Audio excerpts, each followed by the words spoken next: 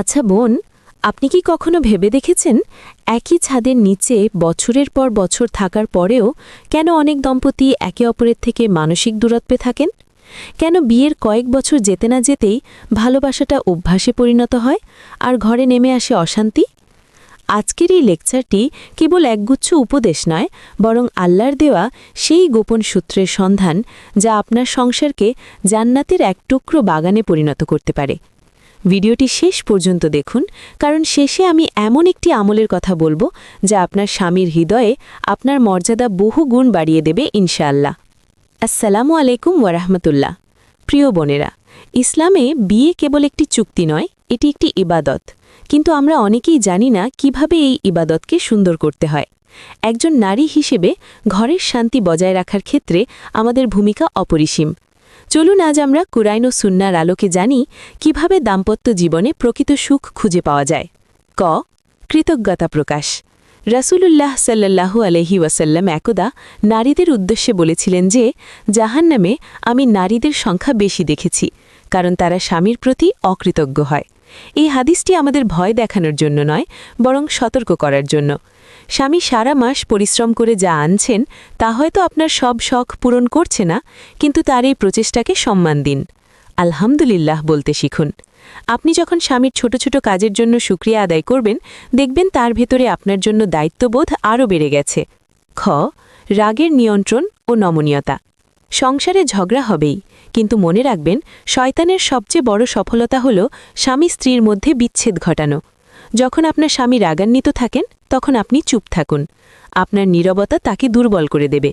ইবলিস চায় আপনিও পাল্টা উত্তর দিন, যেন আগুন আরও জ্বলে ওঠে।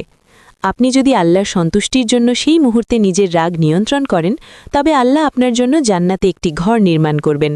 গ স্বামীর আনুগত্য ও সম্মান। মনস্তাত্ত্বিক দিক। পুরুষ মানুষ স্বভাবগতভাবেই সম্মান চায়।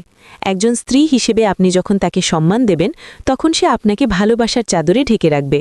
তার পছন্দের অপছন্দের খেয়াল রাখা, তার পরিবারের মানুষদের শ্রদ্ধা করা, এগুলো ছোট মনে হলেও দাম্পত্য জীবনে এর প্রভাব অনেক গভীর। মনে রাখবেন, আপনার জান্নাত আপনার স্বামীর সন্তুষ্টির ওপর নির্ভর করে, যদি সেটা শরীয়ত বিরোধী না হয়। ঘ নিজের সৌন্দর্য ও অন্দরমহল। আমরা অনেকেই বাইরে যাবার সময় খুব সাজি, কিন্তু ঘরে স্বামীর সামনে একদম অভিন্যস্ত থাকি। এটি একটি বড় ভুল। আপনার স্বামী বাইরে থেকে এসে যেন আপনাকে পরিপাটি ও হাসি খুশি দেখে। আপনার একটি মিষ্টি হাসি তার সারা দিনের ক্লান্তি দূর করে দিতে পারে। 4 বিশেষ টিপস। আধ্যাত্মিক সংযোগ। সুখী দাম্পত্যের সবচেয়ে বড় রহস্য হল উভয়ে মিলে আল্লাহর ইবাদত করা।